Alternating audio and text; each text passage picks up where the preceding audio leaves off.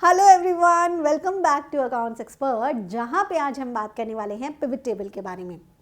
अगर आप एक्सेल में काम करते हैं और पिवट टेबल के बारे में नहीं जानते, ऐसा हो नहीं सकता, because pivot table is one of the most important feature of Excel.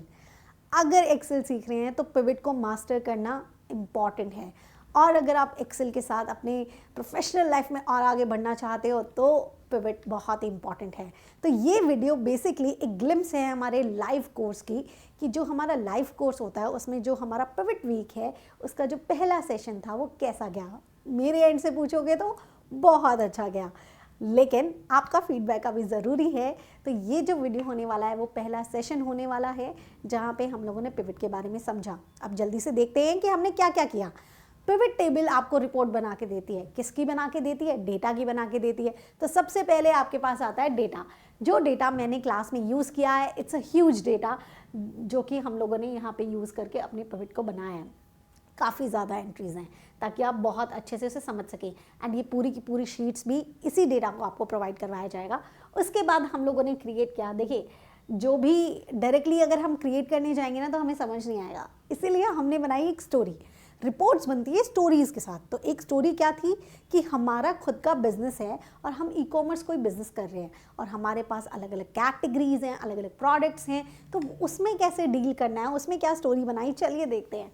थोड़ा सा ऑल्दो मैंने ये स्टोरी जो पूरी एक्सप्लेन करके बताई हुई है, लेकिन अभी हम लोगों ने लास्ट में एक स्टोरी ट्री बनाया ताकि जितने भी मेरे स्टूडेंट्स हैं उन्हें समझने में इतनी आसानी हो जाए जब उनके पास ये शीट जाए कि ओके मैम, अब हम इसे अच्छे से रिवाइज कर सकते हैं। देखिए, सबसे पहले लिया हमने एक्चुअल डेटा। एक्चुअल डेटा लेने के बाद हमने पता किया कि अरे हमारी कौन सी कैटेगरी में कितनी सेल होती है, टोटल सेल कितनी होती है। हमने पिवट बनाया और उससे आंसर निकाला कि जी फैशन वाली कैटेगरी में सबसे ज़्यादा सेल होती है। अब हमें ये तो पता था, हमारी n नंबर ऑफ कैटेगरीज थी, हम अलग अलग तरीके के प्रोडक्ट बेचते थे, इलेक्ट्रॉनिक बेचते थे, कुछ और बेचते थे, डेकोरेशन का बेचते थे। उसमें हमें पता लगा कि हमारा जो फैशन है ना वो सबसे ज़्यादा बिकता है। ओके, फिर हमने सोचा बैठ के कि हमें क्या करना चाहिए। हमें मतलब ये देखना चाहिए अब कि कौन सा जेंडर है जो हमारे पास से सबसे ज़्यादा परचेज़ करता है, क्या वो फीमेल है या मेल है। इससे हमें थोड़ा आइडिया हो जाएगा कि हमारे तरफ जो कस्टमर्स अट्रैक्ट होते हैं वो कौन से वाले हैं।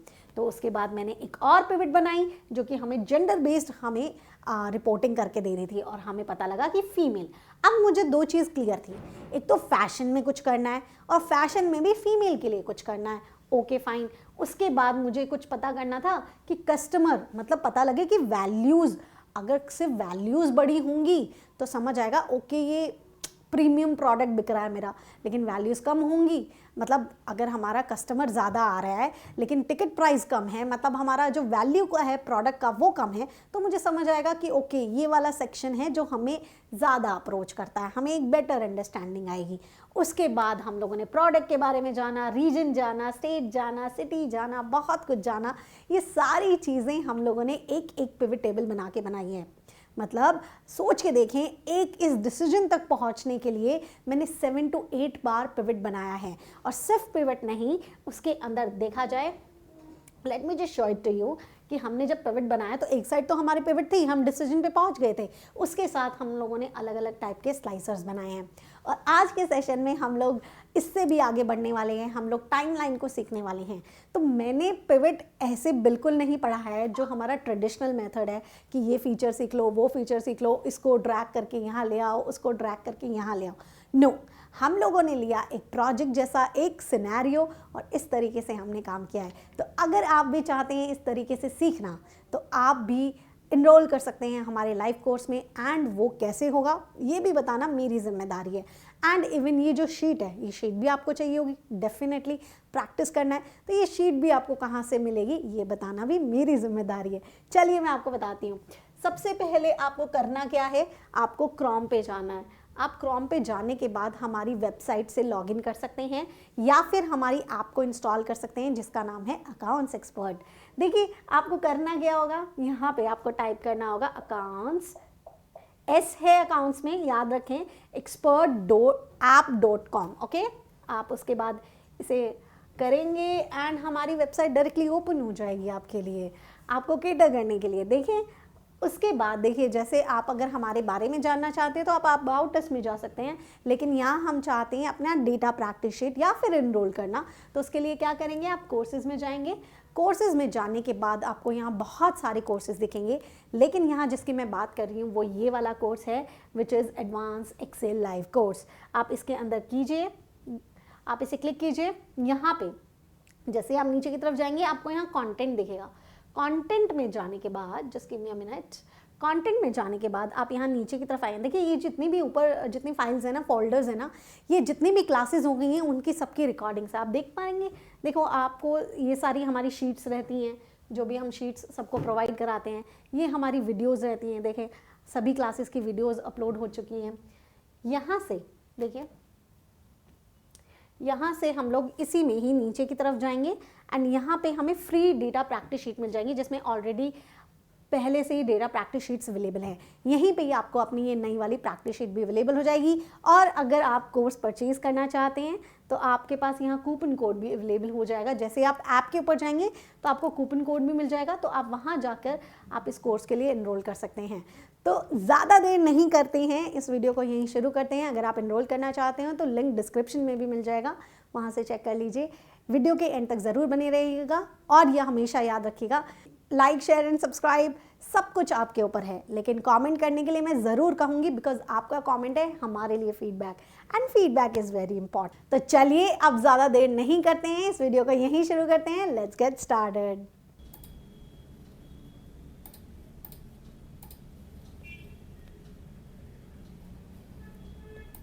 आप सभी को मेरी स्क्रीन विजिबल है? Yes ma'am, visible. ओके, ठीक है, हम इसे शुरू कर देते हैं।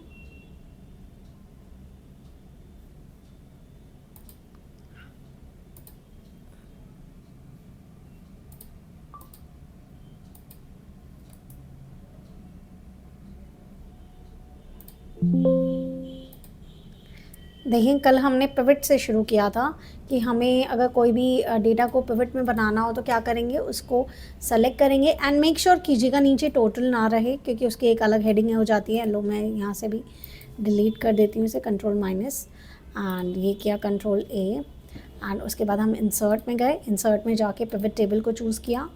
पिवट टेबल को चूज़ करने के बाद हम न्यू वर्कशीट लेंगे, हम एग्जिस्टिंग में ही काम नहीं कर रहे हैं। एंड ये वाला जो ऑप्शन है इसके बारे में मैं बाद में बताऊंगी आपको।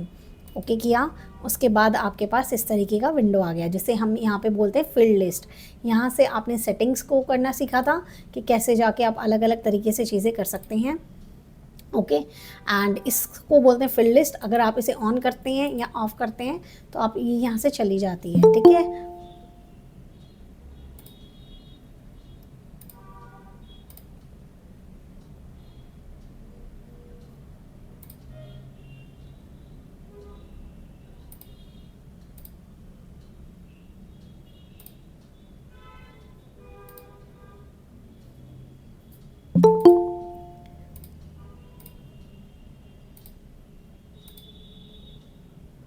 देखिए उसके बाद मैंने आपको बताया था कि कैसे आप ये चूज़ कर सकते हो कि आपको क्या चीज़ किसमें ज़्यादा होनी चाहिए, किसमें कम होनी चाहिए। तो आज हम उसको बना के देखेंगे।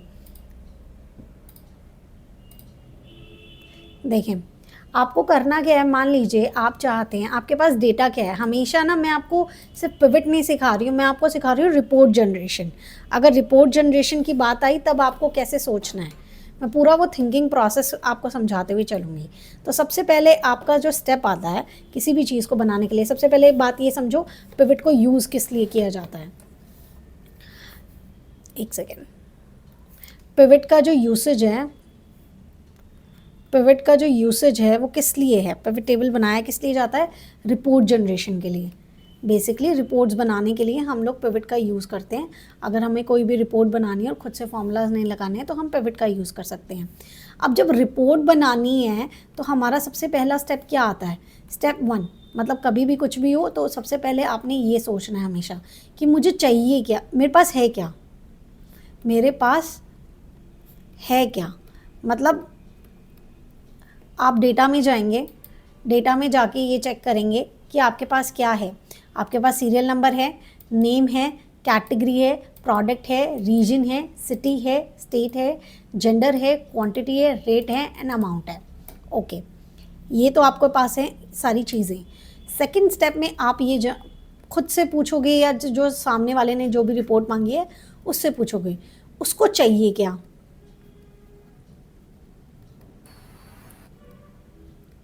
उसको चाहिए क्या, अब आपको ये भी जानना पड़ेगा।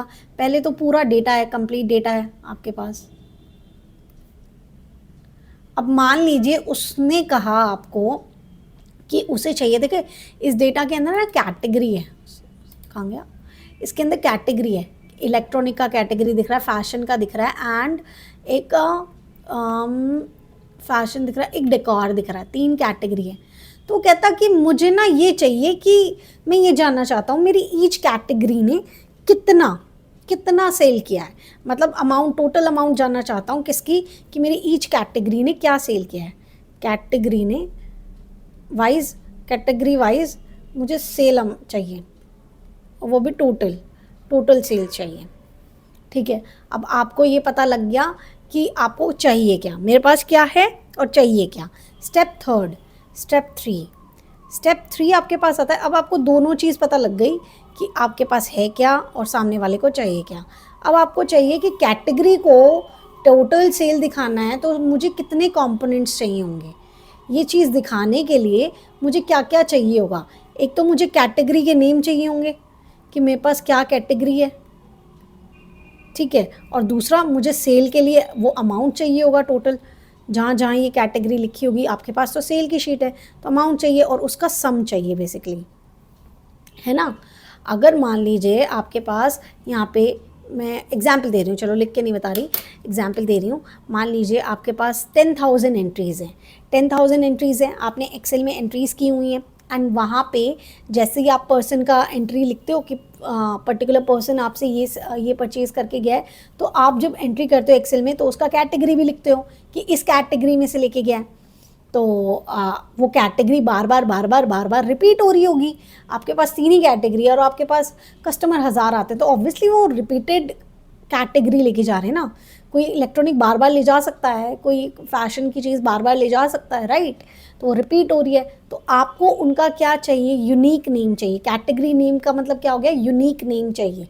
ऐसे तो है ना कैटेगरी उसके सामने सेल तो लिखा ही हुआ है तो फिर उसमें तो क्या ही आंसर चाहिए होगा। हमें चाहिए हमारी 3 कैटेगरी, हमें पता लग गया। आपने तो सेल की कितनी भी लंबी शीट हो सकती है, 10,000 एंट्री की हो सकती है, 1 लाख एंट्रीज़ की हो सकती हैं।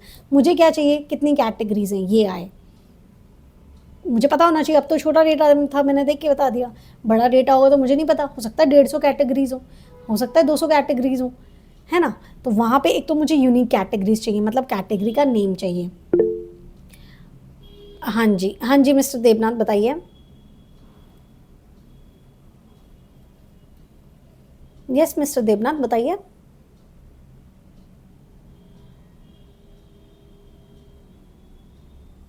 आई थिंक कोई नेटवर्क इशू था, ठीक है।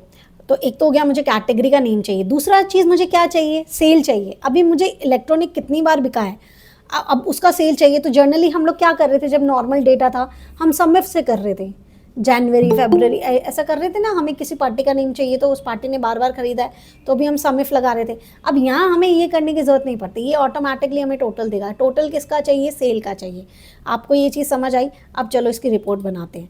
ये 3 स्टेप समझ आ गए ना, उसके बाद चौथे स्टेप में तो आप बना ही लेंगे। आप अपनी शीट में आए, अब आप देखें कैटेगरी ज़्यादा होती है, वैल्यू तो आपको एक ही चाहिए। जो चीज़ ज़्यादा होती है हम लोग उसे रॉ में रखते हैं, कैटेगरी को उठाओ और यहाँ पे रख लो रो में। तो आपको इसने यूनिक कैटेगरीज दे दी। इसका मतलब आप समझो, अगर आप पार्टी नेम भी यहाँ पे रखोगे, ऑल्दो आपके पीछे यहाँ पे सेल्स वाली शीट के अंदर कितनी बार एक पार्टी ने रिपीट किया होगा, लेकिन जैसे ही आप पार्टी नेम को यहाँ पे रो में डालोगे तो वो आपको यूनिक ही देगा, रिपीटेड नहीं देगा, वो आपको यूनिक नेम ही देगा, ठीक है। तो यूनिक ऑटोमेटिकली आ गया। चलो अब आपको कोई फॉर्मूला नहीं लगाना पड़ा। दूसरा आपको क्या चाहिए, हो सकता था आपको क्वांटिटी चाहिए, हो सकता है आपको रेट चाहिए, हो सकता है आपको अमाउंट चाहिए। आपको क्या चाहिए, आपको अमाउंट चाहिए, आपको सेल ही तो जानना है। आप इसको यहाँ लेकर आए और देखो इसका हेडिंग पढ़ो, क्या लिखा है, अमाउंट लिखा है। इसको यहाँ लेकर आओ वैल्यू में, तो क्या आया, सम ऑफ अमाउंट ऑटोमेटिकली आ गया। अगर एवरेज चाहिए होता ना तो आप क्या करते, इस पर क्लिक करते, यहाँ वैल्यू फील्ड सेटिंग है, इस पे जाते एंड यहाँ से कोई भी फॉर्मूला लगा, एवरेज लेना चाहते हो एवरेज लो, देखो यहाँ एवरेज ऑफ अमाउंट लिख के आया, एवरेज ही है नहीं, बट हमें सम चाहिए था, हम इस पे जाएंगे, वैल्यू फील्ड सेटिंग पे जाएंगे, सम को लेंगे। ओके, हमें सम तो चाहिए था, देखो ना हमें सम चाहिए था, तो ये सम आके दिया इसने।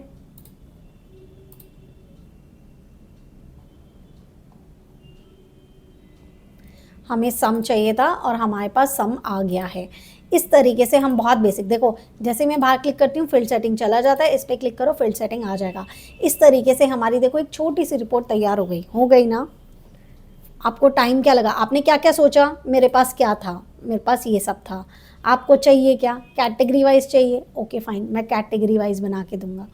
अच्छा, फिर मैंने क्या किया, कैटेगरी को लिया और मैंने यहाँ कर दिया। अगर मैं चाहती कैटेगरी को यहाँ, तो ये ऐसे भी दे सकता था, बट ये विजिबली उतना अच्छा नहीं लग रहा है, नहीं अच्छा लग रहा है ना आपको देखने में। सोच के देखो, एक तरफ ये लिखा है और एक तरफ ये लिखा है, कौन सा बेहतर लग रहा है, ये वाला बेहतर लग रहा है। इसीलिए जो चीज़ ज़्यादा होती है, एक सिंपल सा फंडा रख लो, जो चीज़ ज़्यादा होती है उसे आप रोज़ में डालो एंड बाकी चीज़ों को उसके अकॉर्डिंग एडजस्ट करो। अभी तक का किसी को नहीं समझ आया तो बताओ, मतलब अभी तक सब कोई डाउट है तो बताओ, फिर आगे एक और रिपोर्ट बनाएंगे, ऐसे 3-4 रिपोर्ट बनाएंगे, थोड़ा अंडरस्टैंडिंग आ जाएगी, फिर हम और चीज़ें देखेंगे।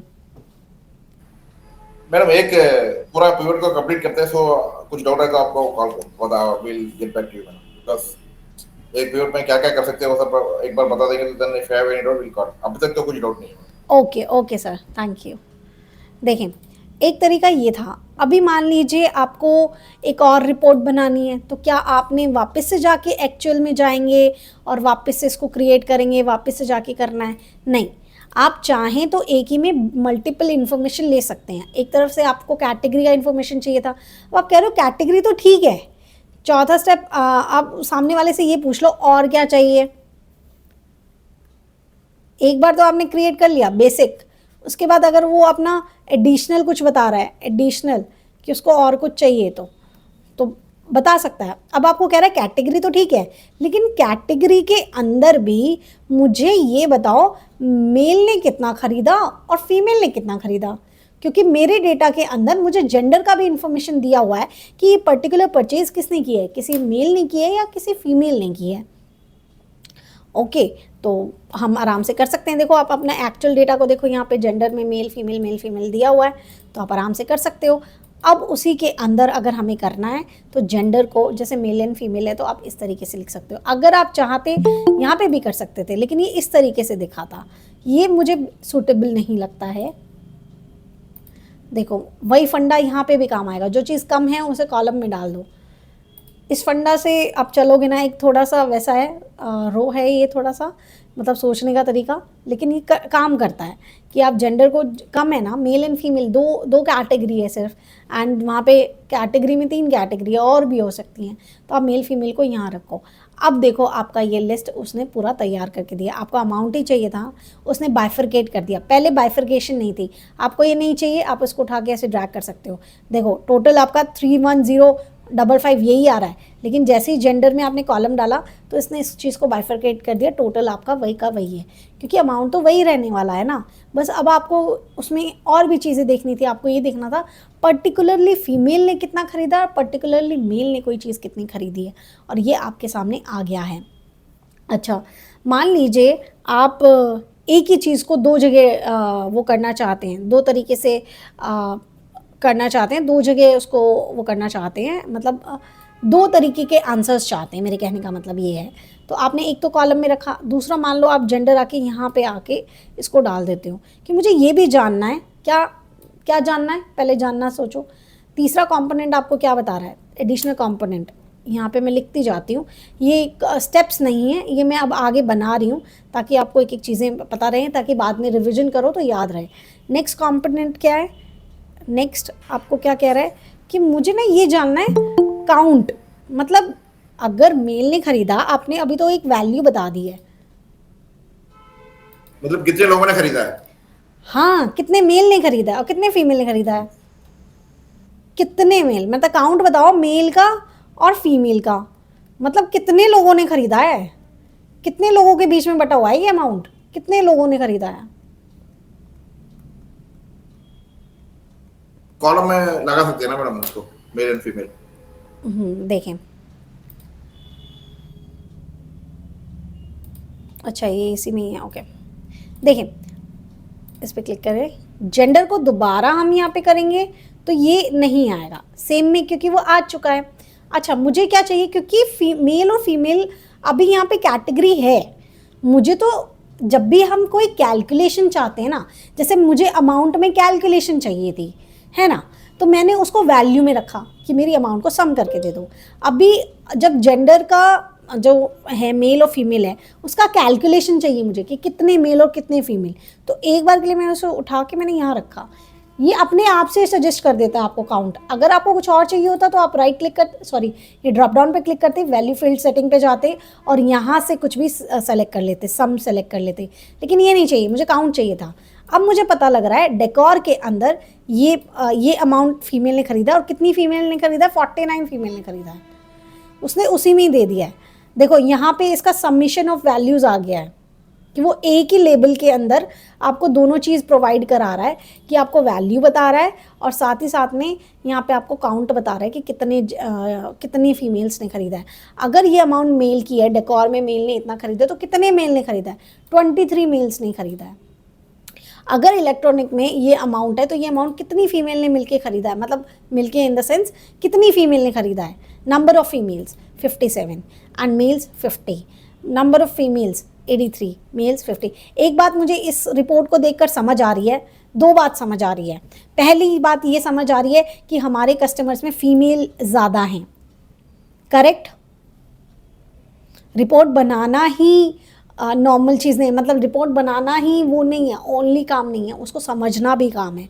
तो देखो, एक बात समझ आई आपको, रिपोर्ट देखकर आपको क्या क्या समझ आ रहा है। सबसे पहली चीज़ तो जो मैं देख पा रही हूँ वो ये देख पा रही हूँ कि हमारे पास अगर मैं काउंट देखूँ तो फीमेल हमारे पास 189 आती है, और वहीं पे अगर मेल का रेशियो देखूँ या मेल को देखूँ तो वो 141 आते हैं। इसका मतलब हमारा जो कस्टमर है वो मोस्टली फीमेल है, ज़्यादा डिफरेंस नहीं है। इसलिए हम ऐसा भी डिसीजन नहीं ले सकते कि हम अपने मेल को छोड़ दें, कि भाई मेल को केटर ही ना करे अपनी सर्विसेज, या मेल पे ध्यान ही ना दे, मेल का वाला जो मेल सामान खरीदने हैं वो लेकर ही ना आए, क्योंकि लगभग आधा आधा पोर्शन बटा हुआ है, लेकिन एक लीड फीमेल ने ली हुई है। तो हम फीमेल प्रोडक्ट्स को और ट्राई कर सकते हैं, अपने बिजनेस में और इंट्रोड्यूस कर सकते हैं। आप समझ रहे हो इसे समझने की अंडरस्टैंडिंग क्या होती है। अगर मैं बिजनेस पर्पज से बोलूँ या आपको कोई रिपोर्ट जनरेशन करके आपको किसी को समझाना हो या करना हो, तो आपको कैसे देखनी है चीज़ें। यस मैडम, हाँ जी।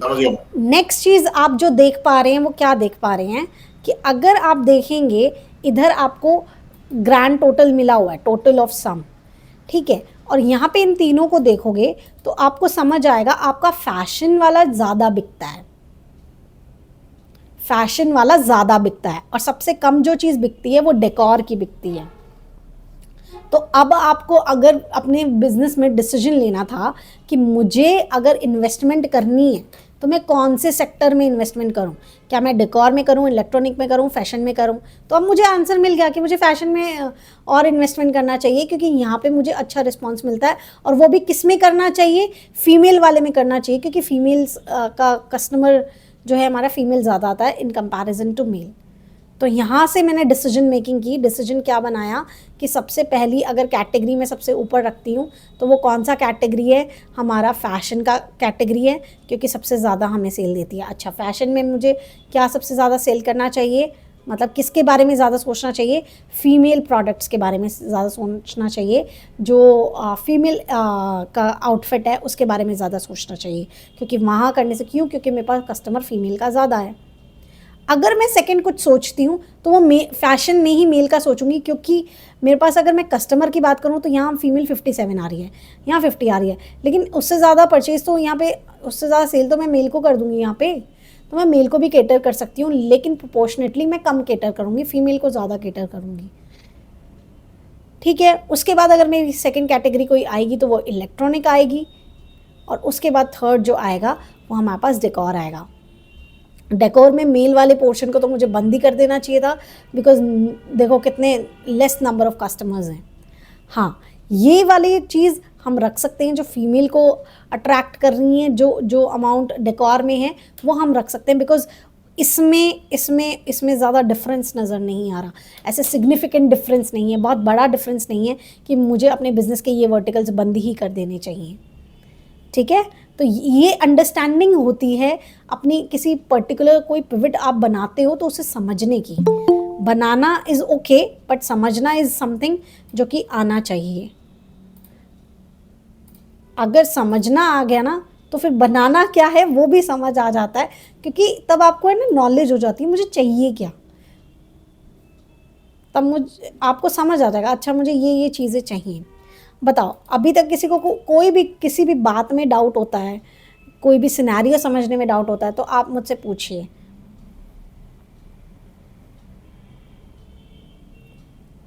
गाइस, किसी भी सिनेरियो में डाउट है आपको?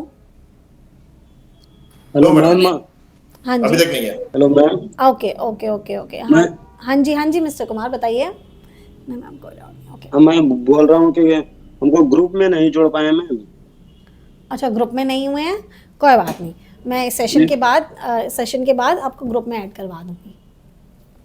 मैम आपने कल भी बोला था, आज ओके तक मेरा लिंक है, आधे घंटे लेट हमको भी लिंक आया मैम। किसी ने करण नाम के लड़का ने सेंड किया था ओके, मैम। मैं अभी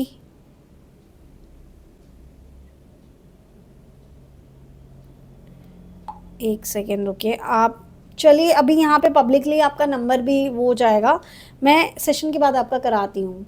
आपका यही रजिस्टर्ड नेम है, नॉलेश यस कुमार? मैम। जी मैम। ठीक है, मैं इस नेम को सेव कर लेती हूँ, just give me a minute.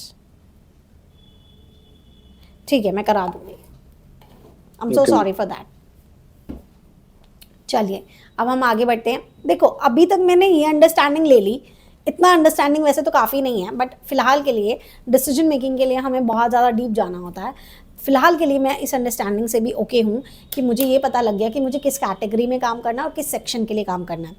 अब ये चीज़, दो चीज़ मुझे पता लग गई। एक तो कैटेगरी मैं यहाँ ऊपर लिख लेती हूँ ताकि बाद में फिर उसको आगे देख के हम और काम कर सकें।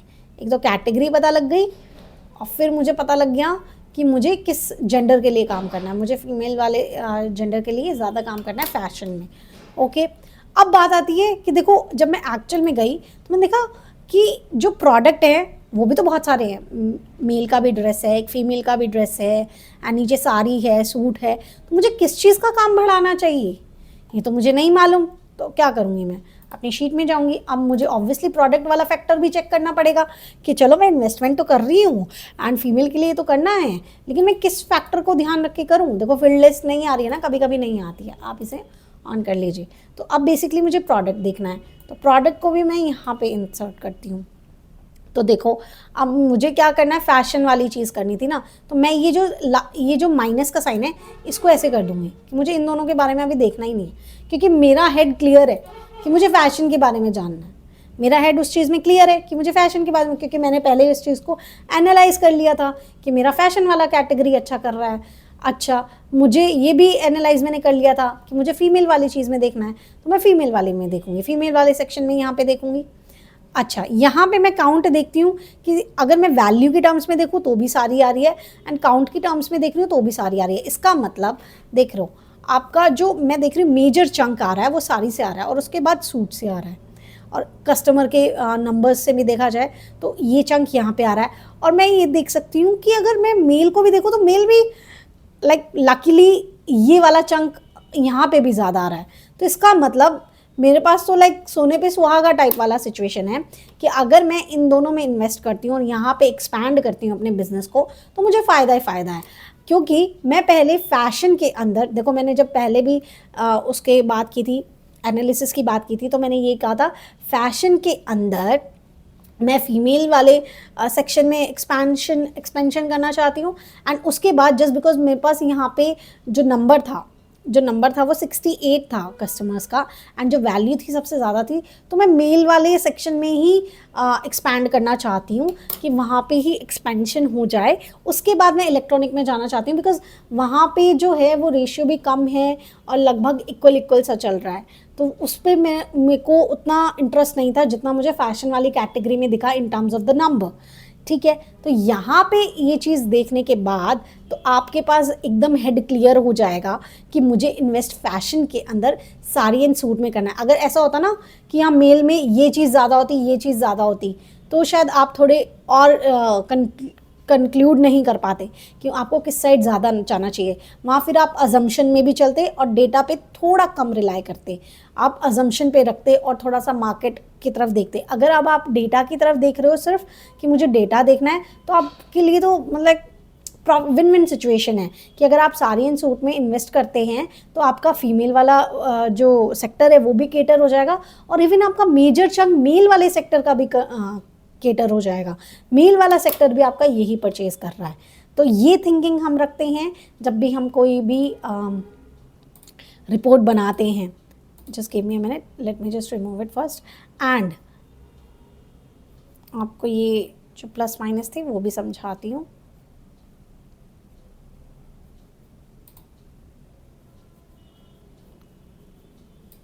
देखिए, अब आपको यहाँ पे ये जो प्लस माइनस दिख रहे हैं, ये बेसिकली क्या है, आप इन जो से सब टोटल करते हैं ना, ये आप इसे कीजिए, ये पूरा ग्रुप बना के देता है आपको। अगर इन तीनों का टोटल देखना है तो इन तीनों का टोटल आएगा। जैसे आप प्लस पे करेंगे तो इसकी डिटेल आ जाएगी, इसकी डिटेल आ रही है, इसकी डिटेल आ रही है। ओके, तो इस तरीके से भी आप इसको देख सकते हैं, इस तरीके से भी आप कर सकते हैं। लेकिन अब आप कहेंगे कि मैम मुझे ना ये नहीं देखना था कि मुझे डायरेक्टली प्रोडक्ट का ही टोटल जाना था, कितने पर्टिकुलर प्रोडक्ट का सेल हुआ है। अभी वो वाला सिनेरियो छोड़ दो, जो बिजनेस वो रिपोर्ट वाला, वो मैंने बता दिया आपको। अगर उसमें कुछ एडिशन करना होगा तो मैं बता दूंगी। अभी ये अलग सिनेरियो लेके चल रहे हैं, ठीक है, नॉर्मल बेसिक चीज़ कि अगर मुझे प्रोडक्ट का देखना होता तो मैं ऐसे फील्ड लिस्ट को ऑन करती। एंड जस्ट बिकॉज अब मुझे किसका नहीं देखना, कैटेगरी का नहीं देखना, तो मैं यहाँ आ गई हूँ। तो पर्टिकुलर प्रोडक्ट, अच्छा मुझे जेंडर का भी एज सच नहीं देखना, मुझे टोटल जानना है, तो मुझे टोटल आ गया है, ठीक है। लेकिन अभी आप कहते हो कि मैम मुझे तो कैटेगरी वाइज चाहिए, कैटेगरी आए और उसी का ही मतलब मैं कैटेगरी को सेलेक्ट करूँ, उसके नीचे के प्रोडक्ट के टोटल आ जाए। ऐसा बड़ा बड़ा रिपोर्ट नहीं चाहिए, बस उतना ही चाहिए। तो आप क्या कर सकते हैं, अब आप अपनी कैटेगरी को फ़िल्टर में डाल सकते हैं। तो देखिए, जैसे आपके फ़िल्टर्स नहीं होते थे, जो आपने फ़िल्टर सीखे थे, उस तरीके से आपके पास यहाँ फ़िल्टर बन के आ गया है। अब आप इसे क्लिक कीजिए, यहाँ पे कुछ भी सेलेक्ट कर लीजिए। अगर मल्टीपल सिलेक्शन करना है, मतलब डेकोर इलेक्ट्रॉनिक एक साथ चाहिए, तो ये इसको क्लिक करना। अभी हमें सिंगल चाहिए, हमने फैशन लिया, हमने ओके किया, तो इसने फैशन के अंदर हमारे पास 4 कैटेगरीज थी, 4 प्रोडक्ट नेम थे। कैटेगरी हमारी फैशन, 4 हमारे प्रोडक्ट थे, उसका ये दिया। काउंट नहीं चाहिए, अब तो काउंट किस लिए चाहिए, काउंट नहीं चाहिए, सम आ गया, ठीक है। आपने ये लिया, ओके। मान लीजिए आपको मल्टीपल करना होता, आप इसे क्लिक करते, सेलेक्ट मल्टीपल आइटम्स करते, इसे क्लिक करते, और उसके बाद मान लीजिए इलेक्ट्रॉनिक और ये एक साथ चाहिए तो दोनों का आया, तीनों चाहिए तो तीनों का आया, ऑल कर लीजिए तो तीनों का आ गया, ठीक है। इस तरीके से आप चीज़ें देख सकते हैं। एक चीज़ और मैं आपको कहना चाहूँगी, जिस तरीके से मैंने आपसे टेबल के अंदर बात की थी कि जब भी आप टेबल में कोई चीज़ करें तो सबसे पहले क्या करें, टेबल को नाम दे दें। तो अब आगे आगे चल के हम मल्टीपल पिवट में जाएंगे, इसीलिए हमेशा मैं भी यही कहती हूँ कि हमेशा टेबल को नाम दे दें। अभी मैं कोई नाम नहीं दे रही हूँ, बट ये आपको एक अंडरस्टैंडिंग के लिए बताया कि जैसे टेबल में बहुत सारी टेबल बना सकते हैं, तो हर टेबल को समझने में दिक्कत ना हो, इसलिए हम नाम दे देते हैं। तो यहाँ पे भी आप देखो, बाहर इस पर क्लिक करो, पिवट टेबल एनालाइज पे जाओ, एंड यहाँ पे देखो पिवट टेबल 5 लिखा हुआ है। तो यहाँ पे आप कुछ भी नाम दे सकते हो अपनी टेबल को। अच्छा, अब एक बात देखें, कल भी हमारी बात चल रही थी इस चीज़ को लेकर कि कितना डिफ़िकल्ट, मतलब डिफ़िकल्ट तो नहीं है, बट आपका काम बढ़ा देता है कि अब अगर आपको देखना हो फैशन के बारे में, तो आप इस पर क्लिक करोगे, फिर ऑल से इसको सब सारा सिलेक्शन ऑफ कर दोगे, फिर फैशन को सेलेक्ट करोगे, फिर ओके करोगे, फिर जाके फैशन आ रहा है। मतलब मुझे ये काम भी बड़ा लग रहा है, लिटरली मुझे ये काम भी बड़ा लग रहा है, तो मैं इसको तो नहीं करूँगी। मैंने पूरा डेटा ले लिया। उसके बाद मैं क्या करूँगी, आप पिवट पे कहीं पे भी क्लिक कर लीजिए, पिवट टेबल एनालिसिस पे जाइए एंड इंसर्ट स्लाइसर कीजिए। स्लाइसर कल मैंने वहाँ पे भी समझाया था आपको, इंसर्ट स्लाइसर करेंगे एंड स्लाइसर के बाद आपके पास जितनी भी यहाँ पे हेडिंग होती है ना, वो सारी हेडिंग यहाँ पे आ जाती है। उसके बाद आप उस हेडिंग को सेलेक्ट कीजिए जो भी चाहते हो। जैसे हमने अभी कैटेगरी का फ़िल्टर बनाया था, आपने इस पर क्लिक करना है, ओके करना है, तो देखिए ये आ गया। इसको एडजस्ट कर लें, इसको एडजस्ट करके यहाँ पे लगा लें, ठीक है। अब देखो, डेकोर किया, डेकोर का है, इलेक्ट्रॉनिक किया, इलेक्ट्रॉनिक का है, फैशन को किया, फैशन है। मतलब कितना इजी काम हो गया आपके लिए। अगर आपको ये ऐसे रुकें, स्लाइसर में जाएं एंड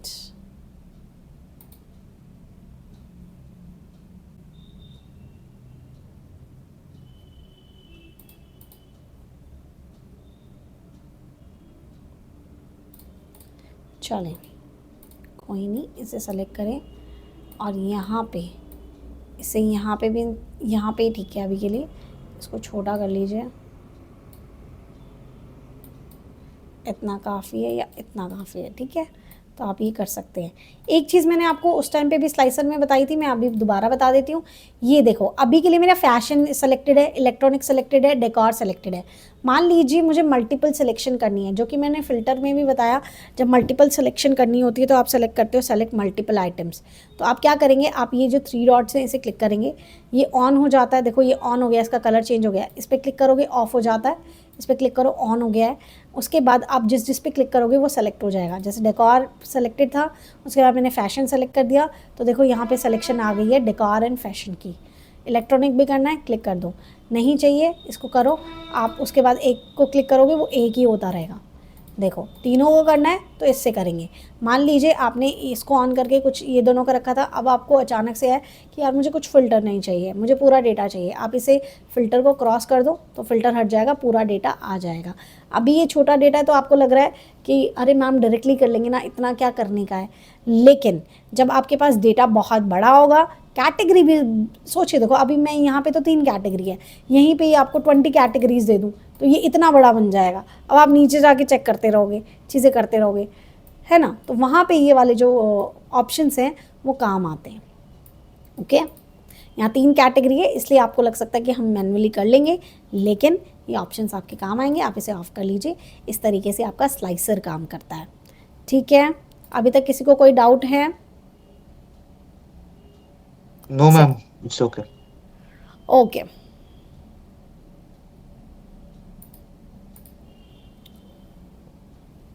चलें, एक चीज़ मैं आपको और बताती हूँ। अब आप कहेंगे कि मैम मैंने आज पिवट बना ली है और मान लीजिए बाद में पीछे कोई डेटा कुछ चेंज होता है या कुछ होता है, देन मैं क्या करूँ, देन मुझे बताओ।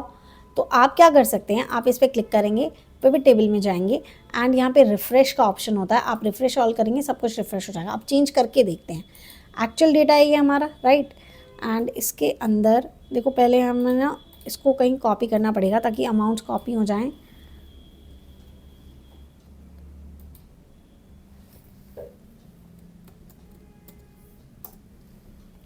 ठीक है, यहाँ पे अमाउंट कॉपी हो गई है, कोई पिवट नहीं बनी है, ताकि बाद में ना जो चेंज आएगा वो हम चेक कर सकें, क्योंकि इतना बड़ा अमाउंट है हमें याद नहीं रहेगा। एक्चुअल में गए और यहाँ पे इलेक्ट्रॉनिक के अंदर स्पीकर के अंदर ही देख लेते हैं, स्पीकर के अंदर चेंज कर देते हैं, इससे 10 कर देते हैं। एंड ये कोई अच्छा फॉर्मूला नहीं था, ओके फाइन, 10 कर दिया हमने एक बार के लिए। शीट 3 में गए, अभी के लिए जो आपका क्या था, स्पीकर था वो 4861, यहाँ पे भी 4861 है, इसका मतलब अपडेट नहीं हुआ। ठीक है, आप इसे क्लिक करेंगे, पिवट टेबल में जाएंगे, रिफ़्रेश करेंगे, रिफ़्रेश ऑल। अभी चेक कीजिए अमाउंट 4525, ये 48617975, ये 48257349, तो अपडेट हुआ है वो, अपडेट हुआ है वो। ठीक है, अब मान लीजिए मैं वापस से जाकर उसको क्या करती हूँ, कंट्रोल Z, नहीं, कंट्रोल Z नहीं, मैं यहाँ जाकर इसको करती हूँ डिलीट और इसको करती हूँ equals to this multiply by this, enter. ठीक है, कर दिया। अब आप इसमें जाएं और यहाँ पे देखो अभी वैल्यू पुराने वाला ही रह गया है। उसके बाद आप पिवट टेबल एनालाइज पे जाएंगे एंड यहाँ से आप इसे रिफ़्रेश करेंगे, देखो वापस से अमाउंट आ गया 48617975। ठीक है, तो आपका जो पीछे वाला डेटा है वो अगर आप कोई भी चेंजेस करते हो तो यहाँ पे आ जाएगा। ठीक है, लेकिन एक बात मैं आपको बताती हूँ, अगर आपने कोई नई एंट्री ऐड की तो क्या वो आ जाएगा, वो चेक कर लेते हैं, अभी चेक करवा देते हैं आपको। जैसे मान लीजिए आपने यहाँ कोई एंट्री की 331 एंड कुछ भी नेम दे दिया, मैं रैंडमली कुछ नेम दे रही हूँ, पार्टी का नेम भी नहीं है वैसा, अकाउंट्स एक्सपर्ट और आपने किया फैशन में ही, ये पूरा सेम ले लेते हैं, ठीक है। तो अब जाके देखो शीट 3 में, और आप इसमें क्योंकि एक पार्टी बढ़ गई है ना, अच्छा पार्टी नहीं, हम ना एक काम करते हैं, हम क्या देख रहे थे, प्रोडक्ट देख रहे थे ना, प्रोडक्ट में लिख देते हैं इसको, देखते हैं प्रोडक्ट में बढ़ता है क्या, ऐसे ही कुछ भी लिख दिया रैंडम, ठीक है। अब देखते हैं प्रोडक्ट में एक लिस्ट बढ़ती है क्या, रिफ्रेश ऑल, नहीं बढ़ा, रिफ्रेश दोबारा करके देख लो, नहीं बढ़ रहा है, कुछ भी नहीं बढ़ रहा है। क्यों नहीं बढ़ रहा है, कोई रीज़न बता सकता है? फिर मैं बताती हूँ। एक बार बताइए मैम, और एक बार। देखिए मैंने क्या किया है कि मैंने जो मेरा मेन डेटा है ना, मैं मेन डेटा में गई, एक्चुअल डेटा में, और यहाँ जाकर जस्ट बिकॉज हम प्रोडक्ट का देख रहे थे ना, प्रोडक्ट के बारे में देख रहे थे, देखो शीट 3 में प्रोडक्ट के बारे में थी, तो मैंने प्रोडक्ट के अंदर ना एक और ये ऐड कर दिया, कुछ भी ऐसे रैंडमली, कोई और प्रोडक्ट कर लो, चेयर लिख लो, चलो चेयर, अरे ठीक है ये लिख ली। अभी मैं वहाँ जा रही हूँ शीट 3 में जाके, इस पर क्लिक करके पिवट टेबल में जाकर मैं इसे रिफ़्रेश कर रही हूँ, तो चेयर आ ही नहीं रही है, कहीं दिख रही है क्या, क्यों नहीं आ रही है? एनीबॉडी? फॉर्मेट मैम वो रेंज में नहीं है, रेंज में नहीं है, दैट्स करेक्ट, रेंज में नहीं है मैम। दैट्स करेक्ट कि वो रेंज में नहीं है, बिकॉज फॉर्मूला नहीं लगाया आपने। No no no no no no no no no no, सोच के देखो, जब हमने पिवट टेबल को शुरू किया था तो कैसे शुरू किया था, कंट्रोल ए करके, फिर उसने एक टेबल रेंज ली थी ना हमसे, राइट? हाँ जी। टेबल रेंज ली थी। ओके। जब आप रेंज ही वहां तक की दोगे तो जो रेंज दिया है उसके अंदर कोई चेंज है तो वो ले लेगा, तो वो समझ लेगा कि अच्छा चलो ठीक है, अपडेट करो, रिफ्रेश करो, मैं कर दूंगा। लेकिन जो चीज़ रेंज में ही नहीं है वो उसको कैसे करेगा? वो पिवट टेबल काउंट ही नहीं कर रहा है, उसे कह रहा है मुझे पता ही नहीं है आप किस डेटा के बारे में बात कर रहे हो। वो रिफ्रेश तो उसे करेगा ना जो उसने वहाँ पे लेके गया होगा, जिसके बारे में उसने वो चीज़ें रख रखी होंगी। तो इसीलिए अगर आप कोई नई एंट्री करते हो तो वो रिफ्रेश नहीं होगा, लेकिन जो डेटा आपने लेकर वो पूरा पिवट टेबल बनाया हुआ होगा और उसके अंदर कोई चेंजेस होंगे तो वो ऑटोमेटिकली चेंज हो जाएंगे जब आप यहाँ पे आके रिफ्रेश ऑल करोगे। समझा सबको ये वाले पॉइंट? क्योंकि मिस्टेक करते हैं बहुत से लोग, वहाँ जाके एंट्री करते हैं, कहते हैं मैम रिफ्रेश नहीं हो रहा है। रिफ्रेश क्यों नहीं होता? क्योंकि टेबल रेंज नहीं है। वापस से बता देती हूँ कब ली थी हमने टेबल रेंज, ताकि कन्फ्यूजन ना रहे। मान लीजिए आपका ये एक्चुअल है, आपने आपका एक्चुअल है, कंट्रोल ए किया, उसके बाद इंसर्ट में गए एंड पिवट टेबल लिया, टेबल रेंज ली। तो देखो यहाँ पे इसने रेंज ही तो ले रखी है। क्या कह रहा है? B1 से लेकर L332 तक ले रखा है इसने, B1 से लेकर L332 तक, ये रेंज ही तो है। इसीलिए वहाँ पे उसने वो डेटा नहीं लिया। आप रिफ्रेश कर रहे हो लेकिन वो नहीं करने दे रहा है। ओके, चल क्या सॉल्यूशन आपका? इसका सॉल्यूशन हम आगे देखेंगे जब हम पावर क्वेरी करेंगे कि क्या हम उससे कर सकते हैं, क्या हम कुछ और तरीका कर सकते हैं।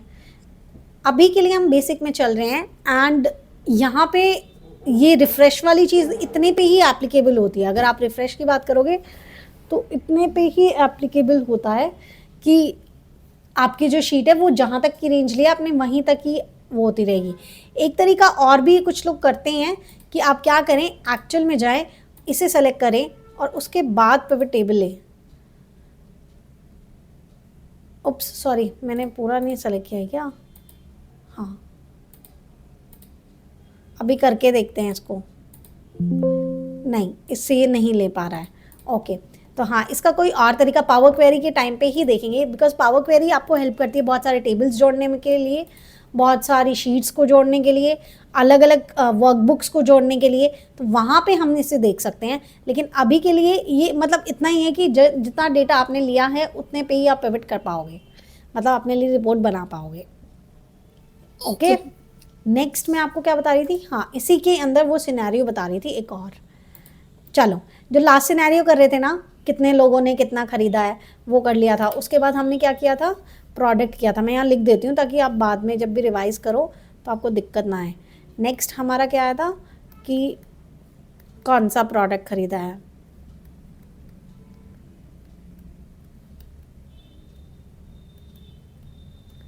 अच्छा, यहाँ तक डिसीजन आपने क्या बनाया, यहाँ तक आपने डिसीजन बनाया था। डिसीजन मैं यहाँ लिख लेती हूँ एक बार के लिए ताकि आपको याद रहे। यहाँ तक डिसीजन बनाया, एक तो मुझे फैशन कैटेगरी में जाना है, ठीक है। एक मुझे पहले सॉरी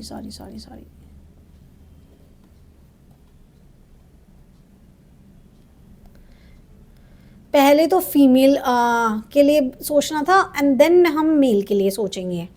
ओके, फिर मैंने ये सोचा। फिर मैंने जब प्रोडक्ट्स चेक किए तो मुझे जाना कि मुझे तो साड़ी एंड सूट में वो करना है, साड़ी एंड सूट में करना है, क्योंकि मुझे इसमें दोनों ही ये वाले केटर हो जाएंगे, दोनों का ही मैक्सिमम जो क्या बोलेंगे, दोनों का जो मैक्सिमम सेल है या दोनों का जो मैक्सिमम परचेजिंग है, जो फीमेल कर रहा है या मेल कर रहा है, वो साड़ी एंड सूट में है। लेकिन अब मुझे साड़ी एंड सूट तो करना है, मैं तो ई कॉम हूँ, दैट मीन्स मैं ई कॉमर्स चला रही हूँ या मैं कहीं पे भी बैठ के पूरा ऑनलाइन बिजनेस चला रही हूँ, कुछ चला रही हूँ, तो मैं कुछ भी सेल कर सकती हूँ। तो अब मुझे ये रखना है कि मुझे प्रोडक्ट किस टाइप के रखने हैं। नेक्स्ट मेरे पास जो आता है, नेक्स्ट आता है कि मैं किस टाइप का प्रोडक्ट रखूँ। अगर सोच के देखा जाए किस टाइप का product, that means product means कि मैं कौन से रीजन का रखूँ। मान लीजिए कि मैं नॉर्थ में ज़्यादा सेल कर रहा हूँ, या मैं वेस्ट में ज़्यादा कर रहा हूँ, मैं ईस्ट में ज़्यादा कर रहा हूँ, मैं साउथ में ज़्यादा कर रहा हूँ। नॉर्थ में रहूँगा तो नॉर्थ में जिस तरीके का पैटर्न चलता है, जिस तरीके का फैशन चलता है, वहाँ के अकॉर्डिंग जाएगा। वेस्ट में वेस्ट के अकॉर्डिंग जाएगा, वहाँ का ट्रेडिशनल कुछ जाएगा। ईस्ट में ईस्ट का ट्रेडिशनल कुछ जाएगा, साउथ में साउथ का कुछ जाएगा, है ना। तो इस तरीके से अब मुझे ये भी जानना है, तो मैं क्या करूँगी, अपनी शीट में वहीं पे ही आऊँगी एंड सबसे पहले तो इसे मैं डिलीट कर लेती हूँ। एंड उसके बाद just give me a minute guys. रुकिए नासिर सर, रुकिए।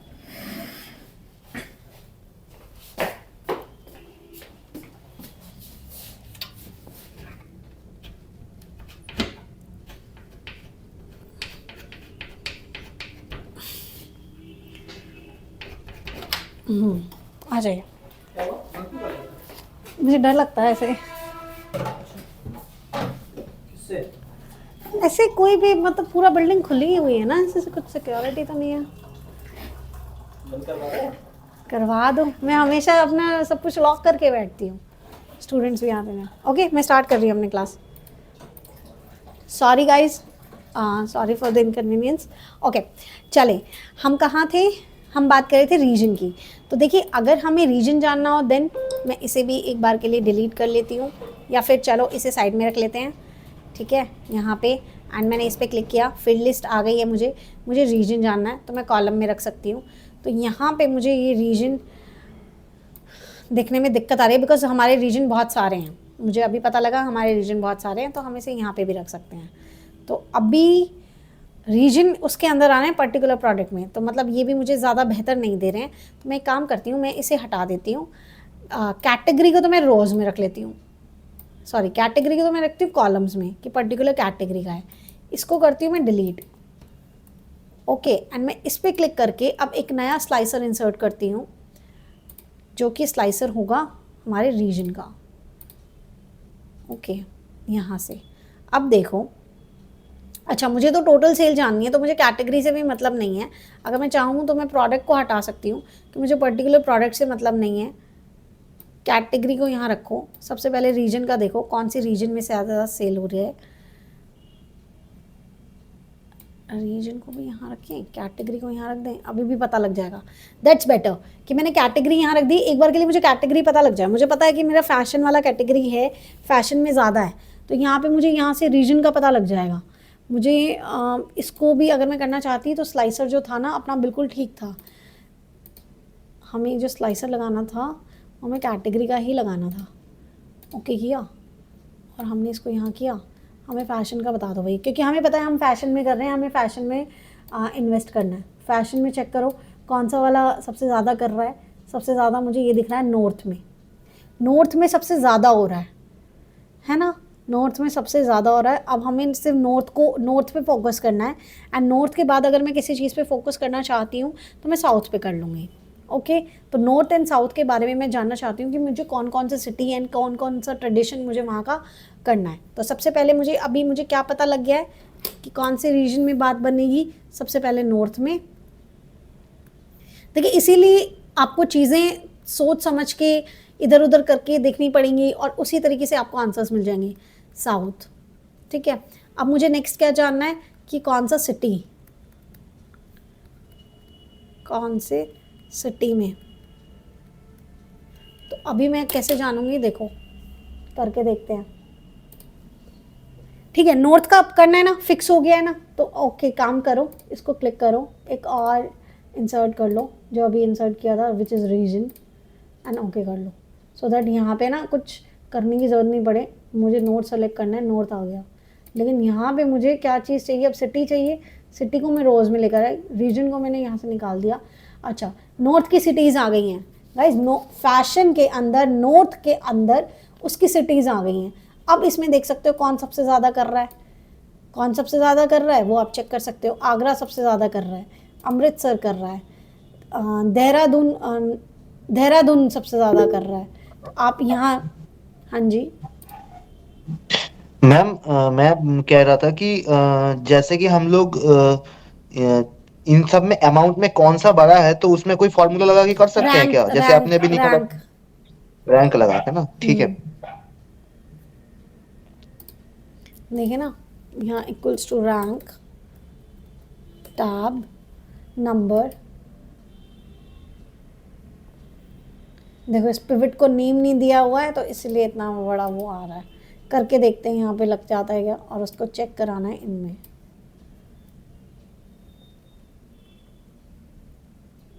मैंने उसमें भी यही सेलेक्ट किया था वैसे, करके देखते हैं।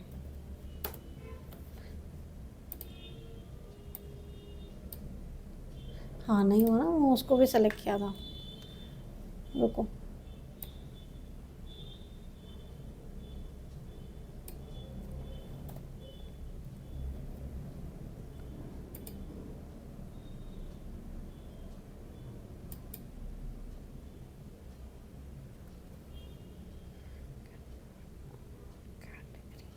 यहाँ पे इसने A3 को देखो फिक्स किया हुआ है, A3 को फिक्स नहीं करना, 3 को फिक्स नहीं करना, @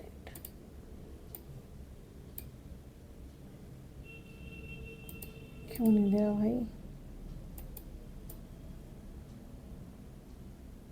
ये गेट पिवट की वजह से नहीं दे रहा है आपको। मुझे सिर्फ ये चेक करना है, ये वाला अब दे देगा, नहीं। Okay, F4 F4 F4 enter, आ गई हैं आपकी। देखो, फर्स्ट नंबर पे क्या है, देहरादून है। सेकंड नंबर पे क्या है, शिमला है। थर्ड नंबर पे क्या है, आगरा है। इसका मतलब जो ये आपके हिली एरियाज़ हैं वहाँ पे, मतलब थोड़ा सा जो वहाँ पे जो चीज़ चलती होगी, वहाँ का जो फैशन होगा, आपको उस तरीके की ज़्यादा इन्वेस्टमेंट करनी चाहिए एंड बाकी इन्वेस्टमेंट आपको कम करनी चाहिए। तो इस तरीके से आपको पता लगता है कि आप अपने लिए क्या कर सकते हो। अभी देखो, होने को तो स्टार्टिंग में मैं कैटेगरी को लेके चल रही थी, फिर मैंने रीजन, फिर मैं जेंडर को ले आई, फिर मैं प्रोडक्ट को ले आई। कैसे कैसे फ्लो कर रहा है आपका जो ये फ्लो है किसी चीज़ पे, किसी डिसीजन पे पहुंचने के लिए आपने क्या फ़्लो किया। अभी आप एक्चुअल में भी जाके देखो, वैसे कुछ बचा हुआ है क्या। ओके, ठीक है, आपने सब किया है। रीजन के अंदर आप स्टेट भी जान सकते थे, बाय द वे। सिटी जान लिया आपने डायरेक्टली, कोई बात नहीं, आप स्टेट भी जान सकते थे। ओके, अब फ्लो ऑफ चार्ट देखेंगे हम कि हमारा जो इन्फॉर्मेशन है, जो हमारा जितना भी चीज़ें थी वो फ्लो कैसे किया। फ्लो किया कि हमारे पास था एक्चुअल डेटा, जिसके अंदर से मैंने सबसे पहले ये निकाला पर्टिकुलर कैटेगरी। में टोटल सेल।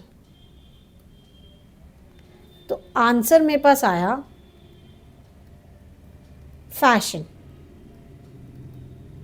फिर मैंने किया कि gender, who purchases it, male और फीमेल। आंसर आया फीमेल।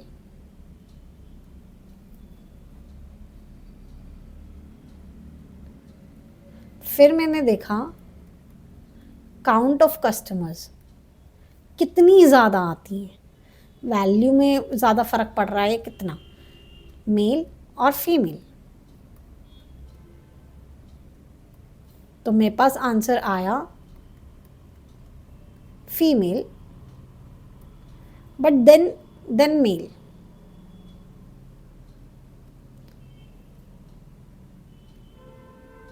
ठीक है कि भाई ज़्यादा डिफरेंस नहीं था, नो सिग्निफिकेंट डिफरेंस, यहाँ लिख देती हूँ, नो सिग्निफिकेंट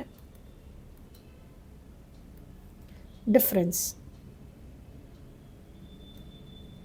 ठीक है, उसके बाद मैंने क्या देखा, उसके बाद मैंने देखा काउंट ऑफ कस्टमर्स के देख लिया, फीमेल आ गई है। उसके बाद देखा कौन सा प्रोडक्ट खरीद रही है, which product. There are like 4 or 5 products थे आई गेस। तो हाईएस्ट टू आंसर में हाईएस्ट टू आए, highest 2 products sari and suit. Win win कहाँ हुआ, विन विन का मतलब होता है दोनों तरफ से जीत, कि males are also buying this products. Spelling आप प्लीज समझ लीजिएगा, ओके।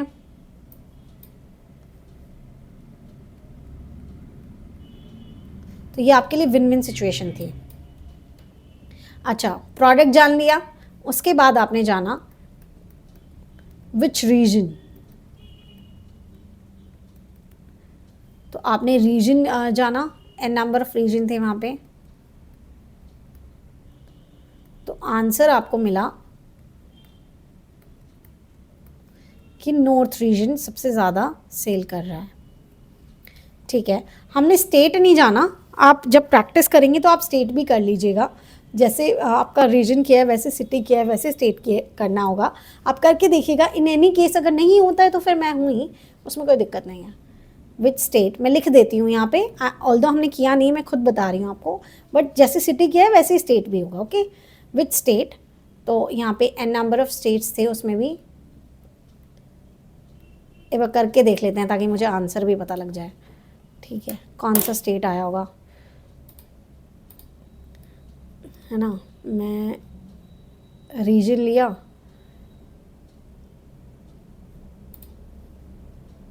सिटी की नहीं है, स्टेट ले लो। स्टेट में कौन सा सबसे ज़्यादा आ रहा है, 1, अरे 2 देखो, उत्तर प्रदेश, यूपी। ठीक है, एंड फिर उसके बाद आप सिटी ले लो। ठीक है, अब आपको पता लग गया ना। विच स्टेट, तो आंसर आया उत्तर प्रदेश, यूपी। ओके, फिर मुझे ये जानना था कौन सी सिटी में हुआ, विच सिटी। तो आंसर आया, आंसर क्या था, लेट मी चेक। फर्स्ट किसको दिया था, देहरादून, एंड देन शिमला।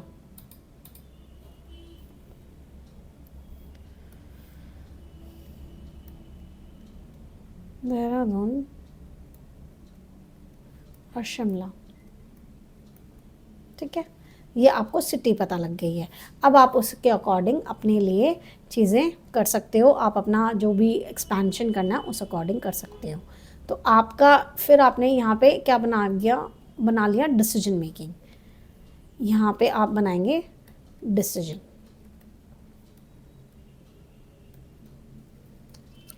देहरादून और शिमला की स्टेट्स तो अलग है ना। क्या हुआ? अरे वो डेटा के अंदर होगा, वो डेटा के अंदर डमी डेटा है ना। हाँ मे बी वही इसलिए। तो मैं सोच रहा हूँ, शिमला और देहरादून तो अलग हो जाएगा, यूपी में थोड़ी होगा वो। हाँ ये इसने दिया होगा चैट जीपीटी ने, क्योंकि ये डेटा वैसे डमी डेटा है, कोई ऐसे ओरिजिनल डेटा किसी का नहीं ले सकते है ना। देखो ये शिमला अभी गया था, Shimla, Siliguri. Ma'am control F मार लीजिए ना, मिल जाएगा आपको। हाँ वो तो है ही, वो तो है ही, उसमें तो कोई डाउट ही नहीं है।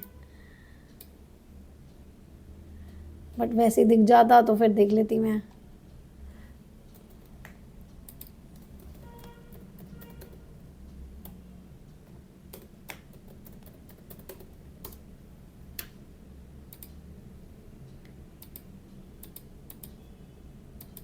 बुक 2 में दिखा रहा है, अच्छा यही है, कहाँ पे है?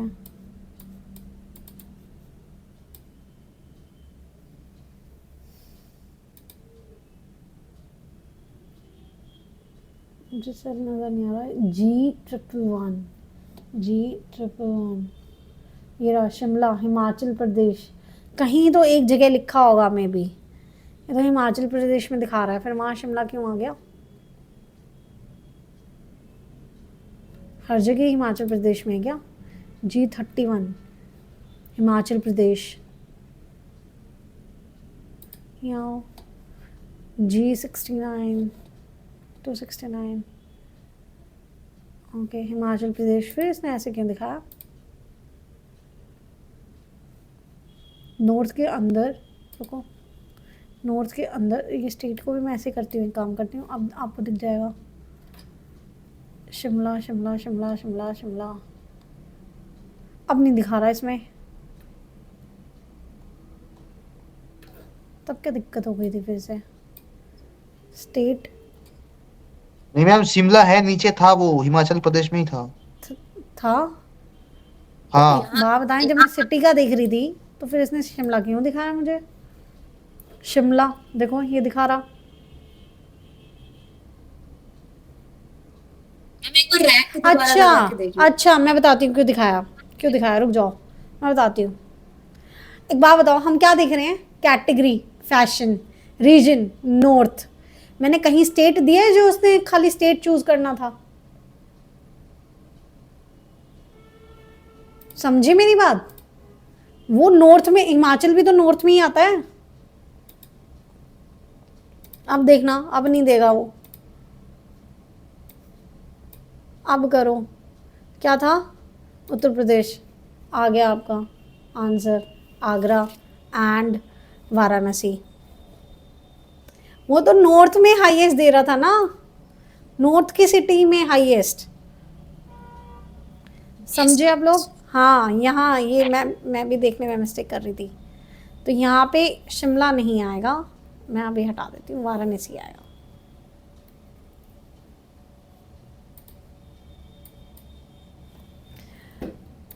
क्या क्या आया चेक करो, क्या आया? एक तो आया आगरा और एक आया वाराणसी। आगरा एंड वाराणसी, ठीक है। तो यहाँ पे हम लोगों ने ये एक ट्री जैसा बना लिया है, जिसमें ना आप बाद में जब प्रैक्टिस करेंगे तो इसे देखेंगे तो थोड़ा बेटर अंडरस्टैंडिंग आएगी, ठीक है। हम लोग पिवट को इसी तरीके से आगे पूरा जो भी डिटेल में भी पढ़ेंगे तो इसी तरीके से पढ़ते हुए जाएंगे कि मुझे अगर ये चाहिए तो, मुझे अगर वो चाहिए तो, वैसा करके। समझ आया इस तरीके से आप लोगों को? जी मैम। ओके, कोई डाउट है? वो प्रैक्टिस के बाद आ जाएगा पूरा। हाँ पूरी प्रैक्टिस के बाद तो अच्छे से आ जाएगा। उसके बाद जो हम ट्रैकर शीट्स वगैरह बनाएंगे ना, वो बड़े इजी बना पाओगे। हमेशा से देखो फंडा सेम ही रहता है कोई चीज़ करने का, लेकिन बस वही है कि जब तक आप प्रैक्टिस नहीं करोगे तब तक वो फंडा समझ नहीं आएगा। एक बार आज आ गया, फिर नेक्स्ट टाइम जब बैठोगे फिर से वही। मैम पिवट कब से स्टार्ट हुआ है? आज से ही कह सकते हो आप, आज से ही शुरू हुआ है। कल से ओवरव्यू दिया था कि पिवट क्या होता है, आज से शुरू किया है। ये वीक पिवट वीक रहने वाला है, पूरा पिवट करेंगे, अच्छे से प्रैक्टिस करेंगे। हो सकता है एक ही चीज़ को हम 3 बार 4 बार रिपीट करें, लेकिन वो ज़रूरी है। ठीक है, और कोई डाउट है तो आप पूछिए, वरना इस सेशन को यहीं सम अप करेंगे। मैम प्रैक्टिस के लिए डेटा मैम का ये तो शीट मिलेगी ना मैम, नहीं, अगर और करना हो तो जैसे हमें कोई इसी में ही आप चीज़ें कर सकते हैं। अगर आपको और अलग से डेटा चाहिए तो मैं कोशिश कर सकती हूँ, मैं आपको कमिट नहीं कर सकती अभी के लिए। जी हाँ बताइए, कोई और भी बोल रहा। मैम कल की क्लास मैम मिस एक हो गई डाउट थी। ओके ओके हाँ मिस्टर, हाँ जी कुमार, हाँ जी मिस्टर कुमार बताइए। मैम एक डाउट, जैसे हमारी प्राइवेट टेबल है ये, हम्म, उसमें हम हेडलाइट कर सकते हैं क्या कंडीशन फॉर्मेटिंग से? हाँ करके देख लेते हैं। हाँ जी मिस्टर कंडीशन कदम। फॉर्मेटिंग का यूज करते हैं मैम हाँ टेबल में? हाँ जी बिल्कुल कर सकते हैं। Just give me a minute, just give me a minute. Hello, मेरी क्लास चल रही है, बाद में बात कर रही हूँ मुझसे। हाँ जी उसको हम कल ट्राई करके देख लेते हैं, आपका जो कंडीशनल फॉर्मेटिंग वाला क्वेश्चन है। एंड मिस्टर आदित्य आप कुछ कह रहे थे, कल की क्लास मिस हो गई थी। ओके, आप अपलोड कर दी गई है, आप देख सकते हो। हाँ जी मिस्टर कदम बताइए। एंड मिस्टर कुमार आपका डाउट कल जब हम इनिशियल करेंगे तो सबसे पहले हम कंडीशनल फॉर्मेटिंग ही करके देखेंगे। हाँ जी ओके मैम। हाँ जी मिस्टर कदम बताइए। शायद फिर से आज इशू है नेटवर्क का,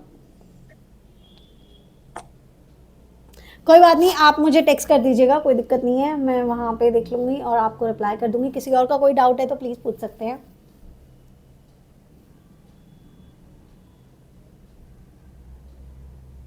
चलिए इस सेशन को यहीं सम अप करें फिर हम। Yes ma'am. Okay, MIS report sir यही होती है बेसिकली। MIS करता क्या है, मतलब जो ये काम कौन क्या करते हैं, रिपोर्ट्स बनाते हैं। डैशबोर्ड्स बिजनेस एनालिस्ट के पास चला जाता है, ये बेसिकली रिपोर्ट्स बनाते हैं। तो जो रिपोर्ट्स बनाते हैं वो थ्रू पिवट ही बनाते हैं। डेटा अलग अलग टाइप का हो सकता है, लेकिन तरीका यही होने वाला है।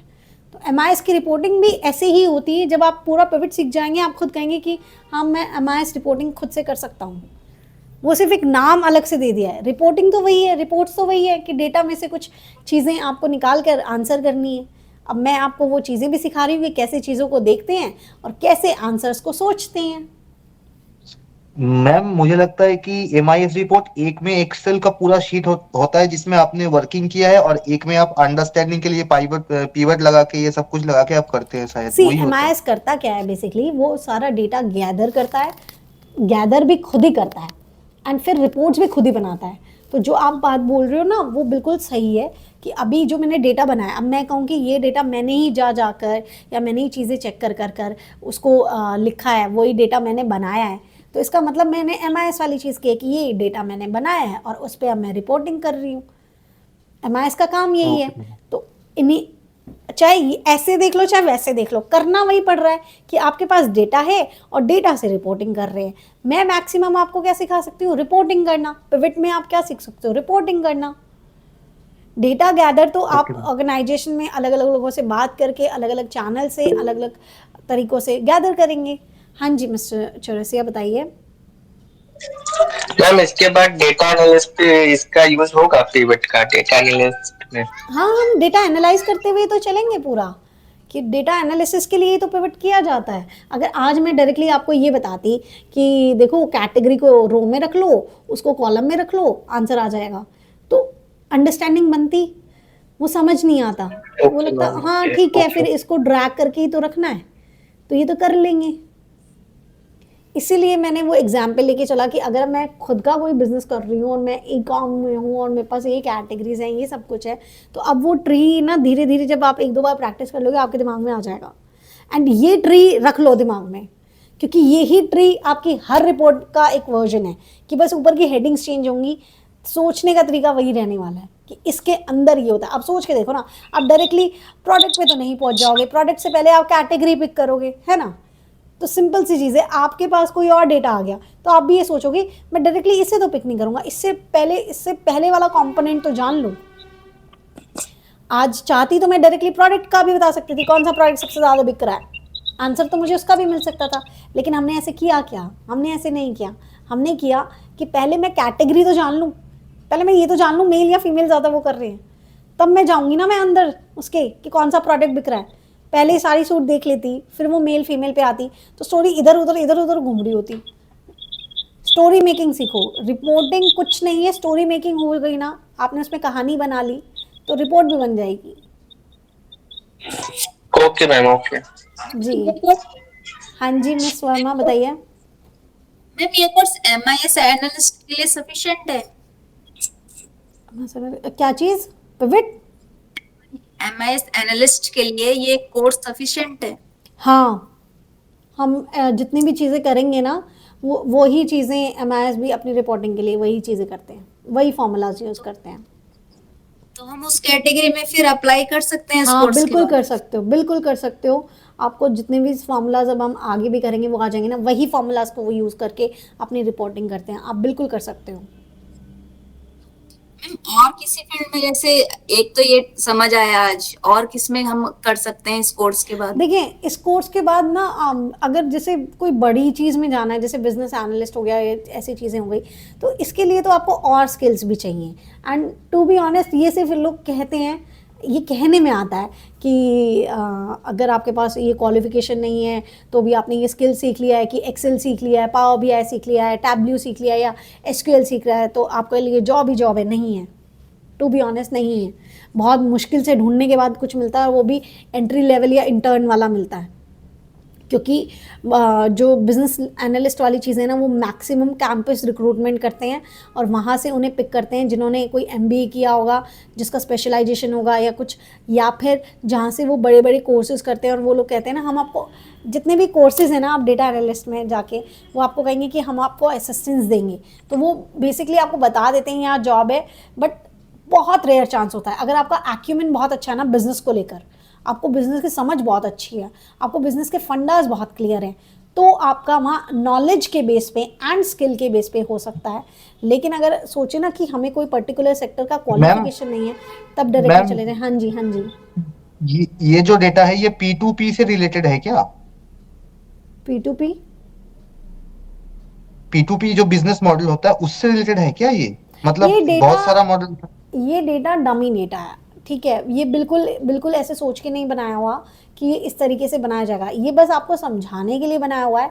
इसमें बहुत सारे फैक्टर्स ऐसे हैं जो रियल में जैसे नहीं मैम बहुत सारे होते हैं ना, बैच नंबर होते हैं, फिर बहुत सारा हाँ चीज, हाँ बैच हाँ नंबर हाँ होता है, फिर रेफरेंस, ये बहुत सारा, उसी का बात मैं बोल रहा हूँ। हाँ, तो उसके वो वाली चीज़ देखो, मैंने अभी आपको क्या बोला, मैंने एक फॉर्मेट बना के दे दिया आपको, ये समझाने के लिए बहुत आसान था। ये वाला फॉर्मेट समझाने के लिए बहुत आसान था और आपके समझने के लिए बहुत आसान था। कितना आसान था आपके लिए समझना कि ये कैटेगरी है इलेक्ट्रॉनिक की है, इलेक्ट्रॉनिक के अंदर लैपटॉप, कंप्यूटर, हेडफोन, स्पीकर आते हैं। अब यही चीज़ आप रियल लाइफ में करोगे तो आपका एक प्रोडक्ट होगा जिसका प्रोडक्ट ID कुछ 1001 होगा, उसके अंदर 5 प्रोडक्ट आते होंगे ABCDEF, एंड वही प्रोडक्ट बार बार बिकता होगा, या उनके कुछ कोड्स होंगे या उनका कुछ नाम होगा, तब आपको उनसे डील करना है। लेकिन पैटर्न वही रिपीटेड होगा, रहेगा। रिपीटेड। हाँ जी, रिपीटेड रहेगा और पैटर्न वही रहेगा कि कैटेगरी से प्रोडक्ट की तरफ बढ़े हो ना, तो कोड से उस अंदर प्रोडक्ट की तरफ बढ़ोगे। तो ऐसे जब तक उसको तोड़ते हुए जाओगे ना, काम आसान होता जाएगा। रिपोर्टिंग में मैं आज मेरा पिवट का फर्स्ट डे लगा लो या सेकंड डे लगा लो, मैं आज भी यही बोल रही हूँ, जिसका स्टोरी टेलिंग बहुत अच्छा है ना, story telling in the sense ऐसा नहीं खड़े होकर स्टोरी सुनाना ना, story telling in the sense कि जो डेटा को देखकर वो एक स्टोरी बनाना सीख जाता है, वो किसी भी टाइप का रिपोर्टिंग कर सकता है, वो किसी भी टाइप की रिपोर्ट, एक अच्छी रिपोर्ट तैयार कर सकता है। और जो एक अच्छी रिपोर्ट तैयार कर सकता है उससे वो धीरे धीरे, देखो डैशबोर्ड है क्रिएटिविटी वाला काम, वो क्रिएटिविटी वाला काम है। तो उसमें मैं ये नहीं कहूँगी अगर if you are good with the data तो you can good with the dashboards also, no, उसमें बहुत सारे कलर्स और ये सब का समझ होना चाहिए, तो उसमें मैं उन दोनों को इंटरलिंक नहीं कर सकती। लेकिन जहाँ मैं बात करती हूँ डेटा के बारे में और स्टोरी टेलिंग के बारे में, तो हाँ यहाँ मैं उन्हें इंटरलिंक कर सकती हूँ कि if you are good in analysis, वो चीज़ पकड़ने में, वो चीज़ समझने में, वो इतना शार्प और वैसा एक्यूमेन है वो बिज़नेस वाला, तो आप ये डेफिनेटली बहुत ईजिली कर सकते हैं। कंप्लीट नहीं हो पाई थी, आप बता रहे थे फिर किस कैटेगरी में हम उसके बाद अप्लाई कर सकें। हाँ हाँ, वो क्या, कहाँ हाँ जी फॉर्मेटिंग कर सकते हैं, हाँ बिल्कुल फॉर्मेटिंग कर सकते हैं, बाद में हम उसमें फॉर्मेटिंग करेंगे। हाँ जी मैं MIS के बारे में बता रही थी, बिजनेस एनालिस्ट के लिए मैं ये कह रही थी कि हाँ बोलते हैं ये वाले स्किल से डायरेक्टली हो जाएगा, डायरेक्टली नहीं होता है, हमें कोई ना कोई क्वालिफिकेशन या कोई ना कोई सर्टिफिकेट बिजनेस एनालिस्ट जैसा चाहिए होता है, या फिर हमारा कोई MBA या फिर कुछ भी चीज़ ऐसी हो जो उस फील्ड की हो। इसके अलावा आप बहुत सारे जो भी, जैसे आप मान लीजिए आप सेल्स में थे या आप HR में थे, तो आपको एक एज मिल सकती है। एज कैसे मिलेगी कि इनिशियली आप रिपोर्टिंग नहीं कर पा रहे थे, आप किसी भी तरीके का जो एनालिस्ट है, अब HR एनालिस्ट है वो एक सीनियर एनालिस्ट भी है और एक जूनियर एनालिस्ट भी है, तो आप वो जूनियर लेवल पे शुरू कर सकते हो, because now you know how to make reports, तो आप उस पर रिपोर्ट्स बना सकते हो। अगर आप किसी भी फील्ड में जाओ, किसी भी फील्ड के एनालिस्ट, जहाँ पे भी एनालिसिस वाला काम आएगा ना, अभी यहाँ बैठ के मैं हर चीज़ में यही बोलूँगी कि एडमिन का एनालिसिस हो गया, HR का एनालिस्ट हो गया, फाइनेंस का एनालिस्ट हो गया, हर चीज़ के एनालिस्ट में रिपोर्ट्स ही बनती हैं। किसी भी फील्ड का एनालिस्ट हो वो बैठ के रिपोर्ट ही जैसे बनाता है, डेटा चेंज जैसे मैम होता रहता है। अभी अभी जो मेरा जो रिपोर्ट बन रहा है वो वेरिएंस एनालिसिस पे बन रहा है। प्रोडक्शन का जो भी मटेरियल लगा है उसके ऊपर वेरिएंस एनालिसिस के ऊपर रिपोर्ट बन जनरेट हुआ है, तो उसमें पिवट टेबल का बहुत ज्यादा यूज है। वेरिएंस तो यही हो गया ना, स्टैंडर्ड को एक्चुअल से देखने के लिए और जो चेंजेस हाँ आए हैं उसमें बन वो रहा है, देखने के लिए। हाँ जी, तो वो भी उसमें पिवट टेबल का बहुत ज्यादा यूज है। हाँ जी, तो वो एनालिसिस आप डिफरेंस चेक करोगे कि मैंने एक स्टैंडर्ड सेट किया था, मेरा एक्चुअल क्या आया है, और उसके बाद हमें समझ आएगा। अभी आपका वेरिएंस वाली चीज़ में आप बहुत सारे फॉर्मूलाज भी यूज़ करते हो, बेसिक मैथ है लेकिन वही है, उनको समझने के लिए बहुत सारे फार्मूलाज यूज़ होते हैं, वो फार्मूलाज यहाँ लगाने की जरूरत नहीं है, पिवट आपको करके देता है। ठीक है मैम। जी चलें, अब इस सेशन को यहाँ एंड कर सकते हैं। Okay ma'am, good night ma'am. Good night, bye, have a good night. Good night ma'am. जी good night ma'am. So finally हमारी वीडियो यहाँ ओवर हो चुकी है एंड आई होप आपको बहुत अच्छे से क्लैरिटी आ गई होगी कि पिवट टेबल क्या होती है, कैसे हम यूज़ करते हैं, और अभी तो हम लोगों को बहुत सारी एडवांस टेक्निक भी सीखनी है इसमें, तो मेरे साथ ज़रूर बने रहिएगा। और हाँ, शाम को लाइव सेशन में ज़रूर मिलते हैं। चलिए अब इस वीडियो को यहीं समाप्त करते हैं। Thank you, have a good day.